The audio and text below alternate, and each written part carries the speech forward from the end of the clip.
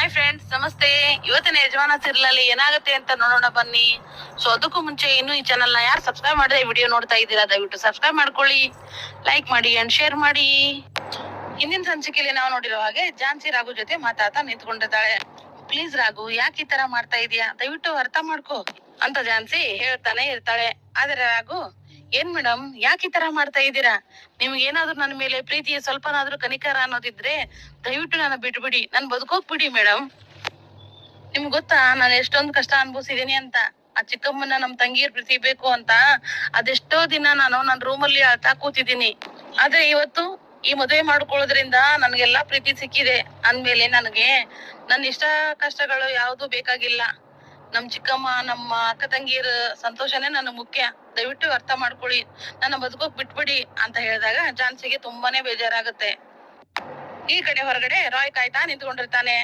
ಆಗ ತರುಣ್ ಅಲ್ಲಿಗೆ ಬಂದು, ಏನ್ರಿ ದ್ವಾರಪಾಲ್ಕರೇ, ಏನು ಹೊರಗಡೆ ಕಾಯ್ತಾ ನಿಂತ್ಕೊಂಡಿದ್ದೀರಾ? ಝಾನ್ಸಿ ಮೇಡಮ್ ಅದು ಎಲ್ಲಿ ಅಂತ ಕೇಳಿದಾಗ, ಓ ಅವ್ರಿಬ್ರು ಒಳಗಡೆ ರೂಮ್ ಅಲ್ಲಿ ಮಾತಾಡ್ತಾ ಇದ್ದಾರೆ ಅನ್ನೋ ಅಷ್ಟರಲ್ಲಿ ಅನಿತಾ ಅಲ್ಲಿಗೆ ಬರ್ತಾಳೆ. ಅನಿತಾ ಅಲ್ಲಿಗೆ ಬಂದು, ಏನ್ ಮಾತಾಡ್ತಾ ಇದ್ದೀರಾ, ಏನೋ ಡಿಸ್ಕಸ್ ಮಾಡ್ತಾ ಇದ್ದಂಗಿತ್ತು ಅಂತ ಕೇಳಿದಾಗ, ಏನಿಲ್ಲ, ಅದು ಬೇರೆ ವಿಷಯ ಬಿಡಿ ಅಂತ ಹೇಳಿದಾಗ, ಇಲ್ಲಿ ರಾಘು ರೂಮ್ ಎಲ್ಲಿ, ಅಲ್ಲಿ ಕಾಣ್ತಾ ಇದೆಯಲ್ಲ ಅದೇ ನೋಡಿ ರಾಘು ರೂಮು, ಹೋಗಿ ಅಂತ ಅನಿತನ್ನ ರಾಘು ರೂಮ್ಗೆ ಕಳ್ಸೇ ಬಿಡ್ತಾನೆ ರಾಯ್.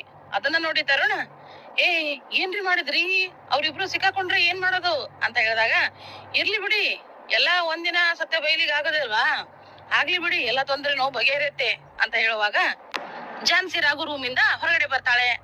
ಝಾನ್ಸಿ ಹೊರಗಡೆ ಬರೋದನ್ನ ಅನಿತಾ ನೋಡಿ, ಇವಳಿಗೇನ್ ಕೆಲ್ಸ ಇಲ್ಲಿ, ಇವಳೇನ್ ಮಾಡ್ತಾ ಇದ್ದಾಳೆ ಅಂತ ಕೇಳುವಾಗ, ಓ ಅದಾ, ಮೋಸ್ಟ್ಲಿ ವಿಶ್ ಮಾಡೋಕೆ ಅಂತ ಬಂದಿರ್ಬೇಕು ಅಂತ ಹೇಳಿದಾಗ ಅನಿತಾ, ವಿಶ್ ಮಾಡೋಕೆ ಇಲ್ಲಿ ಬರ್ಬೇಕಾ, ಯಾಕೆ ಮಂಟಪದಲ್ಲಿ ವಿಶ್ ಮಾಡಿದ್ರೆ ಆಗಲ್ವಾ ಅಂತ ಹೇಳಿದಾಗ ತರುಣ್, ಇಲ್ಲ, ಅದು ಏನಾಯ್ತಂದ್ರೆ ಅವ್ರಿಗೇನೋ ಸ್ವಲ್ಪ ಅರ್ಜೆಂಟ್ ಇರ್ಬೇಕಂತೆ, ಅದಕ್ಕೆ ಗಿಫ್ಟ್ ಮತ್ತು ವಿಶ್ ನ ಇಲ್ಲೇ ಮಾಡಿ ಹೋಗೋಣ ಅಂತ ಬಂದಿದ್ರು, ಇರ್ಲಿ ಪರವಾಗಿಲ್ಲ ನೀವು ಹೋಗಿ ಅಂತ ಹೇಳಿದಾಗ ಅನಿತಾ, ಓ ಹೌದಾ, ಮೊದ್ಲೇ ಹೇಳ್ಬೇಕಲ್ವಾ, ನಾನ್ ಸುಮ್ನೆ ಏನೇನೋ ಅನ್ಕೊಂಡು ತಲೆ ಕೆಡಿಸ್ಕೊಂಡೆ ಅಂತ ಒಳಗಡೆ ಹೋಗ್ತಾಳೆ ಅನಿತಾ. ಆಗ ರಾಘುನ ನೋಡಿ, ಯಾಕ ರಾಘು, ತುಂಬಾನೇ ಟೆನ್ಷನ್ ಮಾಡ್ಕೊಂಡಿದೀಯಾ ಅಂತ ಹೇಳಿದಾಗ, ಓ ಟೆನ್ಷನ್ ಹಾಗೇನಿಲ್ಲ, ಆ ಝಾನ್ಸಿ ಆಗಿ ಇಲ್ಲಿಗೆ ಬಂದಿದ್ಲು ಅಂತ ಕೇಳಿದಾಗ, ಓ ಅದು ಅದು ಅಂತ ಸುಮ್ನೆ ನಿಂತ್ಕೊಂಡ್ಬಿಡ್ತಾನೆ ರಾಘು. ಆಗ ಆಯ್ತಾ, ಓ ವಿಶ್ ಮಾಡಕ್ ಬಂದಿದ್ರಾ, ಅಷ್ಟ್ ಹೇಳಿದ್ರೆ ಆಗ ಹೋಗ್ತಿತ್ತಪ್ಪ, ಸುಮ್ನೆ ಯಾಕೆ ಈ ತರ ಟೆನ್ಷನ್ ಮಾಡ್ಕೋತಿರೋ ಏನೋ ಅಂತ ಹೇಳಿದಾಗ ತರುಣ್, ಓ ಇಲ್ಲ ಇಲ್ಲ, ನಾನೇ ಸ್ವಲ್ಪ ಕನ್ಫ್ಯೂಸ್ ಮಾಡ್ಕೊಂಡು ನಿಮಗ್ ಆ ತರ ಹೇಳ್ಬಿಟ್ಟೆ ಅಂತ ಹೇಳುವಾಗ ಅನಿತಾ, ನೋಡ್ ರಾಘು, ಈ ಡ್ರೆಸ್ ಅಲ್ಲಿ ನಾನ್ ಚೆನ್ನಾಗ್ ಕಾಣಿಸ್ತಾ ಇದೀನಾ, ಸೀರೆ ಹೇಗಿದೆ ಅಂತ ಕೇಳಿದಾಗ, ಓ ತುಂಬಾನೇ ಚೆನ್ನಾಗ್ ಕಾಣಿಸ್ತಾ ಇದೀಯಾ, ಅವಾಗ್ಲೇ ಹೇಳ್ಬೇಕು ಅನ್ಕೊಂಡೆ, ಆದ್ರೆ ಏನೇನೋ ಮಾತಾಡ್ಬಿಟ್ವಲ್ಲ, ಅದ್ರಲ್ಲಿ ಮರ್ತೋಯ್ತು, ತುಂಬಾನೇ ಚೆನ್ನಾಗಿದೀಯಾ ಅಂತ ಹೇಳಿದಾಗ, ಸರಿ ಆಯ್ತು ಅಂತ ಅಲ್ಲಿಂದ ಹೊರಡ್ತಾಳೆ ಅನಿತಾ. ಈ ಕಡೆ ಝಾನ್ಸಿ ತುಂಬಾನೇ ಬೇಜಾರ್ ಮಾಡ್ಕೊಂಡು ನಿಂತ್ಕೊಂಡಿರ್ತಾಳೆ. ರಾಘು ಜೊತೆ ತಾನು ಮದ್ವೆ ಆಗಿರೋ ಪ್ರತಿಯೊಂದು ಕ್ಷಣ ನೆನ್ಪ್ ಮಾಡ್ಕೊಂಡು ಅಳ್ತಾ ನಿಂತ್ಕೊಂಡಿರ್ತಾಳೆ. ಆಗ ರಾಯ್ ಅಲ್ಲಿ ಬಂದು, ಯಾಕ್ ಮೇಡಮ್, ಯಾಕೆ ಈ ತರ ನಿಂತ್ಕೊಂಡಿದ್ದೀರಾ, ಏನಾದ್ರು ತೊಂದ್ರೆ ಆಯ್ತಾ, ಏನಂದ್ರು ರಾಘು ಸಾರು ಅಂತ ಕೇಳಿದಾಗ, ರಾಯ್, ನಾನು ನಿರ್ಧಾರ ಮಾಡ್ಬಿಟ್ಟೆ. ಏನು ನಿರ್ಧಾರ ಮಾಡ್ಬಿಟ್ರಾ, ಹಾಗಾದ್ರೆ ರಾಘು ಸಾರ್ನ ಇಲ್ಲಿಂದ ಎತ್ತಾಕೊಂಡು ಹೋಗೋದೆ ಅಂತ ಹೇಳಿದಾಗ, ಇಲ್ಲ ರಾಯ್, ಹಾಗೇನಿಲ್ಲ, ನಾನು ಅವನ್ನ ಬಿಟ್ಕೊಡ್ಬೇಕು ಅಂತ ನಿರ್ಧಾರ ಮಾಡ್ಬಿಟ್ಟೆ ರಾಯ್. ಅವನಿಗೆ ನಾನ್ ಬೇಡ ಅಂದ್ಮೇಲೆ ನನ್ಗೂ ಅವನು ಬೇಡ, ಅವನು ತನ್ನ ಮನ್ಸಿಗೆ ಬೆಲೆ ಕೊಡಲ್ಲ, ತನ್ನ ಚಿಕ್ಕಮ್ಮ, ತನ್ನ ಅಕ್ಕ ತಂಗಿಯರಿಗೆ ಮಾತ್ರ ಬೆಲೆ ಕೊಡೋದು, ಅವ್ರ ಪ್ರೀತಿನ ಮಾತ್ರ ಬಯಸೋದು, ಅಂತವನ್ ಮುಂದೆ ನಾನು ಎಷ್ಟು ಕೇಳ್ಕೊಂಡ್ರು ಕೂಡ ಅದಕ್ಕೆ ಯಾವ ಬೆಲೆನೂ ಇಲ್ಲ, ಅದಕ್ಕೆ ಬೇಡ ಅಂತ ಬಿಟ್ಕೊಟ್ಬಿಟ್ಟೆ. ಇನ್ನೇನಿದ್ರು ಮದ್ವೆ ಎಲ್ಲ ಮುಗಿಸ್ಕೊಂಡು ಹಾರೈಸಿ ಹೋಗೋದಷ್ಟೇ, ಬಿಟ್ಕೊಟ್ಬಿಟ್ಟೆ ರಾಯ್, ನಾನು ಇನ್ ಮುಂದೆ ಯಾವುದೇ ತರದ್ ತೊಂದ್ರೆನೋ ಅವನಿಗೆ ಕೊಡಲ್ಲ ಅಂತ ಹೇಳಿದಾಗ ರಾಯ್ಗೆ ತುಂಬಾನೇ ಬೇಜಾರಾಗುತ್ತೆ. ಈ ಕಡೆ ರಾಘು ರೂಮ್ ನಲ್ಲಿ ಕೂತಿರ್ತಾನೆ.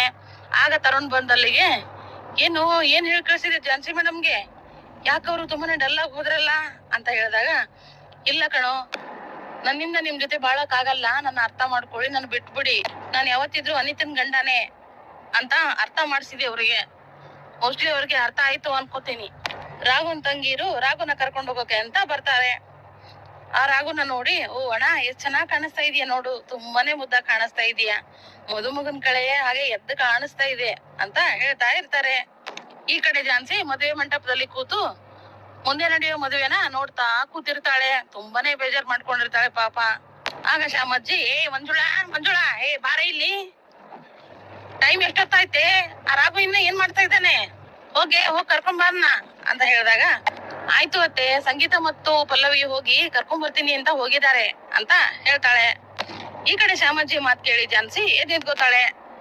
ಝಾನ್ಸಿನ ನೋಡಿ ರಾಯ್, ಯಾಕ್ ಮೇಡಮ್, ಯಾಕೆ ಎದ್ ನಿಂತ್ಕೊಂಡ್ಬಿಟ್ರಿ, ಏನಾಯ್ತು ಅಂತ ಕೇಳಿದಾಗ, ಇಲ್ಲ ರಾಯ್, ನನ್ ಗಂಡನ ನಾನೇ ಕರ್ಕೊಂಡ್ ಬಂದು ಹಾಸ್ಯ ಮನೆಗ್ ಬಿಡ್ತೀನಿ ಅಂತ ಹೇಳಿದಾಗ ರಾಯ್, ಬೇಡ ಮೇಡಮ್, ಅದೆಲ್ಲ ಮಾಡೋಕ್ ಹೋಗ್ಬೇಡಿ, ಮೊದಲೇ ಆ ಶ್ಯಾಮಜ್ಜಿ ಸರಿಗಿಲ್ಲ, ಆಮೇಲೆ ಎಲ್ಲರ ಮುಂದೆ ಉಗಿಸ್ಕೊಳ್ಳೋದು ತುಂಬಾನೇ ಕಷ್ಟ, ಬೇಡ ಮೇಡಮ್ ಅಂತ ಹೇಳಿದಾಗ, ಇಲ್ಲ, ನನ್ ಗಂಡನ ನಾನೇ ಕರ್ಕೊಂಡ್ ಬರ್ತೀನಿ, ಅದ್ ಯಾರ ಏನಂತಾರ ನಾನು ನೋಡ್ತೀನಿ ಅಂತ ಹೇಳ್ಕೊಂಡು ಅಲ್ಲಿಂದ ಹೊರಡ್ತಾಳೆ ಝಾನ್ಸಿ. ಝಾನ್ಸಿ ರಾಘು ರೂಮ್ ಹತ್ರ ಬಂದೇ ಬಿಡ್ತಾಳೆ. ಆಗ ಝಾನ್ಸಿನ ನೋಡಿ ಎಲ್ರು ಶಾಕ್ ಆಗ್ತಾರೆ. ಮತ್ತೇನ್ ಮಾಡ್ತಾಳೋ ಏನೋ ಅಂತ ಎಲ್ರು ಶಾಕ್ ಅಲ್ಲಿ ನಿಂತ್ಕೊಂಡ್ಬಿಡ್ತಾರೆ.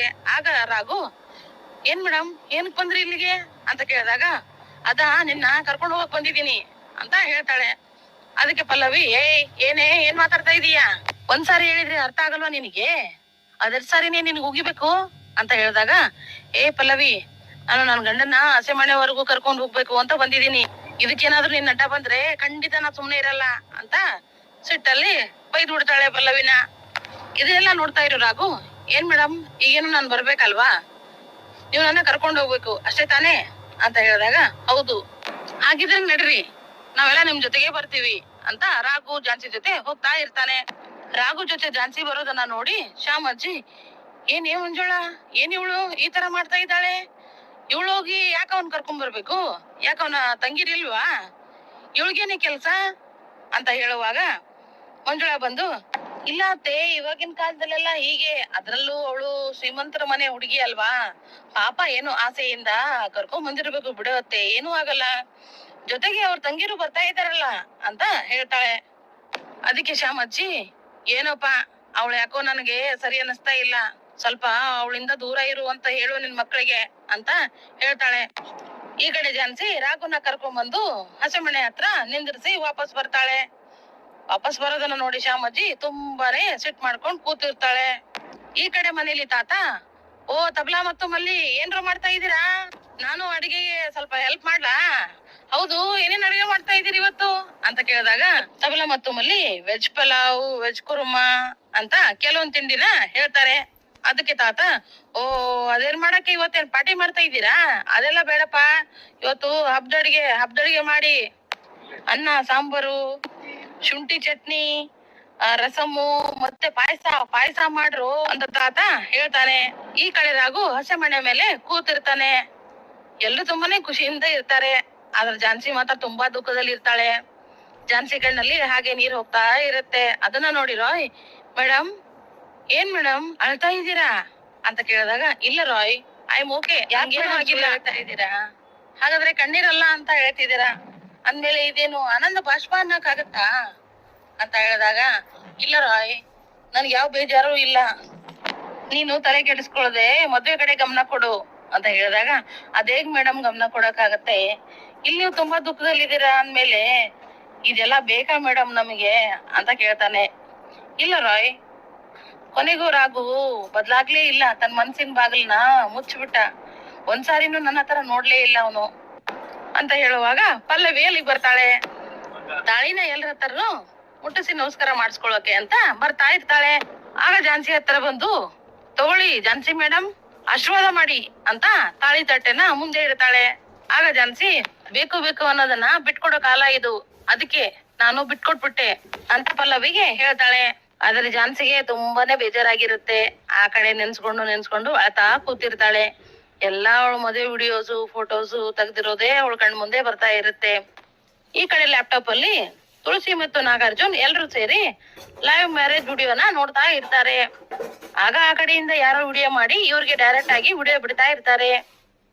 ಅದನ್ನ ನೋಡಿ ತುಳಸಿ, ಓ ಒಳ್ಳೆ ಕ್ಷಣ, ಕೊನೆಗೂ ನಾನು ಅನ್ಕೊಂಡ್ಬಿಟ್ರು ಕ್ಷಣ ಬಂದೇ ಬಿಡ್ತು ನೋಡು ನಾಗಾರ್ಜುನ್, ನೋಡು ನನ್ ಮಗನ್ನ ಮದುವೆ ಹತ್ರ ಬಂದಾಯ್ತು, ಇನ್ನೇನು ಝಾನ್ಸಿ ಮದುವೆ ಮುರಿದು ಬೀಳುತ್ತೆ, ಅವಳ ಕೊಳ್ಳಲಿರೋ ತಾಳಿ ಕಿತ್ತೋಗುತ್ತೆ, ಈ ದಿನಕ್ಕೋಸ್ಕರ ಅದೆಷ್ಟು ದಿನ ಕಾದಿದಿನೋ ಏನೋ ಅಂತ ಖುಷಿ ಪಡ್ತಾ ಇರ್ತಾಳೆ. ಈ ಕಡೆ ಝಾನ್ಸಿ ರಾಘು ಎದುರುಗಡೆ ಕೂತು ಕಣ್ಪಿಟಗಿಸ್ತಾ ರಾಘುನೇ ನೋಡ್ತಾ ಕೂತಿರ್ತಾಳೆ. ಆಗ ರಾಘುನು ಅಷ್ಟೇ ಝಾನ್ಸಿನೇ ನೋಡ್ತಾ ಇರ್ತಾನೆ. ಈ ಕಡೆ ಪಲ್ಲವಿ ತುಂಬಾನೇ ಖುಷಿಯಿಂದ ಅಣ್ಣನ್ ಮದುವೆ ನೋಡ್ತಾ ನಿಂತ್ಕೊಂಡಿರ್ತಾಳೆ. ಇನ್ನೇನು ಅನಿತನ್ ಕೊಳ್ಳಿಗೆ ತಾಳಿ ಬಿದ್ಬಿಡುತ್ತಲ್ವಾ, ಇನ್ನೇನು ನನ್ ಜೀವನ ಚೆನ್ನಾಗಿರುತ್ತೆ, ನಾನು ನನ್ ಗಂಡ ಆರಾಮಾಗಿರ್ಬೋದು ಅಂತ ಯೋಚನೆ ಮಾಡ್ತಾ ಖುಷಿಯಾಗಿ ನಗ್ತಾ ನಿಂತ್ಕೊಂಡಿರ್ತಾಳೆ. ಇದನ್ನೆಲ್ಲ ನೋಡಿ ಮಿಥುನ್ ಅಲ್ಲಿಗೆ ಬಂದು, ಏನು ಪಲ್ಲೂರು ಏನೋ ಯೋಚನೆ ಮಾಡಿ ಖುಷಿ ಪಡ್ತಾ ಇರೋ ಹಾಗಿದೆ, ಏನ್ ಹೇಳಿ ಅಂತ ಅಂದಾಗ, ಯಾಕೆ ನಿಮಗ್ ಗೊತ್ತಿಲ್ವಾ ನಾನು ಏನ್ ಯೋಚನೆ ಮಾಡ್ತಾ ಇದೀನಿ ಅಂತ ಪಲ್ಲವಿ ಹೇಳ್ತಾಳೆ. ಆಗ ಮಿಥುನ್, ಓ ಇಷ್ಟು ದಿನ ಕಾದಿದ್ದಕ್ಕೂ ಇವತ್ತು ಸಾರ್ಥಕ ಆಯ್ತು ಅಲ್ವಾ, ಇವತ್ತು ಆ ದಿನ ಕೊನೆ ಆಯ್ತು, ಇನ್ ಮುಂದೆ ನಮ್ಮನ್ ತಡಿಯೋರು ಯಾರಿಲ್ಲ ಅಂತ ಖುಷಿಯಿಂದ ಮಾತಾಡ್ತಾ ಇರ್ತಾಳೆ. ಆದ್ರೆ ಝಾನ್ಸಿ ಮಾತ್ರ ತುಂಬಾನೇ ಬೇಜಾರಲ್ಲಿ ಇರ್ತಾಳೆ. ಅವಳು ಪಾಡಂತರು ಹೇಳೋಕೆ ಆಗಲ್ಲ, ಅಷ್ಟೊಂದು ದುಃಖದಲ್ಲಿ ಇರ್ತಾಳೆ. ಆದ್ರೆ ರಾಘು ನಗ್ತಾ ಅದೇ ಟೈಮಿಗೆ ತಾಳಿನ ಎತ್ಕೊಂಡು ಕೈಯಲ್ಲಿ ಇಟ್ಕೋತಾನೆ. ಅದನ್ನು ನೋಡಿ ಝಾನ್ಸಿಗೆ ಎದೆನೆ ಒಡೆದೋದಾಗತ್ತೆ. ಇನ್ನೇನು ತಾಳಿ ಕಟ್ಟೋ ಟೈಮು ಹತ್ರನೇ ಬಂದ್ಬಿಡ್ತು. ಅದಕ್ಕೆ ಎಲ್ರು ಎದ್ ನಿಂತ್ಕೊಂಡ್ಬಿಡ್ತಾರೆ. ಆಗ ಝಾನ್ಸಿನವ್ರ ಜೊತೆಗೆ ಎದ್ ನಿಂತ್ಕೋತಾಳೆ. ಇನ್ನೇನು ತಾಳಿ ಕಟ್ಬೇಕು ಅನ್ನೋ ಅಷ್ಟರಲ್ಲಿ ಈ ಸೀರಿಯಲ್ ಇಲ್ಲಿಗೆ ಎಂಡ್ ಆಗುತ್ತೆ. ಈ ಸೀರಿಯಲ್ ನಿಮ್ಗೆ ಇಷ್ಟ ಆದ್ರೆ ದಯವಿಟ್ಟು ಸಬ್ಸ್ಕ್ರೈಬ್ ಮಾಡಿ, ಲೈಕ್ ಮಾಡಿ ಅಂಡ್ ಶೇರ್ ಮಾಡಿ. ಸೊ ನೆಕ್ಸ್ಟ್ ವಿಡಿಯೋದೊಳಗೆ ಸಿಗ್ತೀನಿ. ಸೊ ಎಲ್ಲರಿಗೂ ಟಾಟಾ, ಬೈ ಬೈ.